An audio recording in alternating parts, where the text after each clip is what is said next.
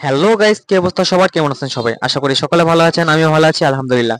তো চলে আসলাম আরো একটি নতুন ভিডিও নিয়ে। তো আজকে আমি যাচ্ছি ঢাকার উদ্দেশ্যে ঘোরাঘুরি করার জন্য। ও না, সরি, দোকানের জন্য কিছু মাল কেনার জন্য। তো অবশ্যই ভিডিওটি শেষ পর্যন্ত দেখবেন এবং কে কোথা থেকে ভিডিওটি দেখছেন অবশ্যই কমেন্টে জানিয়ে দেবেন। আমি আর দেরি না করে উঠে পড়লাম আমি মাওয়া থেকে ঢাকাগামী বাস এভারেস্টে। ভাড়া চাইলো আমার থেকে মাত্র 60 টাকা। আর আপনি যদি স্টুডেন্ট হন আপনার জন্য মাত্র 40 টাকা এভারেস্টে, এবং ইলিশে গেলে আপনার 50 টাকা ভাড়া নেবে আপনার থেকে যদি ছাত্র হয়ে থাকেন।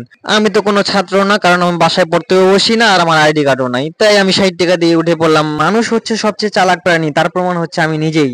তাই তো আমি হুড়াহুড়ি ঘোরাঘুরি পারাপারি মারামারি না করে একবারে ড্রাইভারের পাশের সিটটা গিয়ে বসলাম এবং এবং ক্যামেরাটা অন করে আপনাদের সাথে ভিডিওতে যোগ দিলাম। তো আমি দেখলাম ড্রাইভারও হুড়াহুড়ি পারাপারি না করে একবারে ধীরে সুস্থে ভুম ভুম ভুম ভুম করে গাড়ি চালিয়ে আমাদেরকে ঢাকার নিকটবর্তী করে নিয়ে যাচ্ছেন।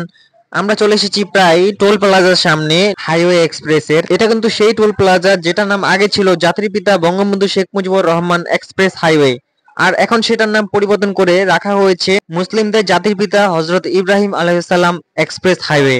তো আপনি যদি মুসলিম হয়ে থাকেন অবশ্যই ভিডিওটি দেখে আলহামদুলিল্লাহ না লিখে যাবেন না। তো টোলমোল পরিশোধ করার পর ড্রাইভার সাহেব আবার ভুম ভুম করে তার বাসটি চালু করে দিল এবং আমরা চলে যাচ্ছিলাম ঢাকার নিকটবর্তী। গাড়িটি চলতে চলতে একটু সামনে যেতে না যেতেই হলো মহা বিপদ। কি বিপদ? হঠাৎ করে গাড়িটি স্টার্টিং বন্ধ হয়ে গেল এবং গাড়ির মেশিন থেকে প্রচুর পরিমাণে ধোঁয়া বের হচ্ছিল এবং আমরা তো ভয় পেয়ে গেলাম এবং গাড়ির সকলে মিলে তাড়াহুড়া করে গাড়ি থেকে বের হয়ে গেলাম এবং আমরা বাইরে গিয়ে দাঁড়ালাম, কারণ এখন যদি লড়াচড়া না করি আর যদি গাড়িটি ব্লাস্ট হয়ে যায় তাহলে তো আর জীবনে এখান থেকে লড়া হবে না, একবারে ওপারে। তো অনেকক্ষণ দাঁড়িয়ে থাকার পরও গাড়িটি কোনোভাবে ঠিক হচ্ছিল না। স্টাফ এবং ড্রাইভার সাহেব তারা অনেক ভাবে চেষ্টা করছিল, গাড়ির পানি নাকি ফুরিয়ে গিয়েছিল। আর এদিক সেদিক তাকিয়ে দেখছিলাম যে যেভাবে পারছে স্টাফের থেকে 20 টাকা করে নিয়ে তারা সিএনজি বা অটোতে করে ঢাকার উদ্দেশ্যে সফল করছে। কিন্তু আমরা তো অসহায়, আমরা তো বাসের জন্য দাঁড়িয়েছিলাম, কোনো বাসে আমাদের ডাকে সাড়া দিচ্ছিল না, এক এক করে আমাদেরকে ধোকা দিয়ে চলে যাচ্ছিল। তো অনেকক্ষণ দাঁড়িয়ে থাকার পর চলে আসলো আমাদের খালতো ভাই, সরি আরেকটা এভারেস্ট গাড়ি। তো সেই গাড়িতে আমরা উঠে পড়লাম, অনেক ঠেলাঠেলি চিপাচিপি করার পর একটু জায়গা করে নিলাম এবং অবশেষে ঢাকার উদ্দেশ্য সফল হলো। তো ভিডিওটি কেমন লাগলো অবশ্যই কমেন্ট করে জানাবেন এবং পেজে নতুন হলে অবশ্যই পেজটিকে ফলো করে দেবেন। ধন্যবাদ সবাইকে, আসসালামু আলাইকুম। আজকের জন্য বিদায় এখানেই।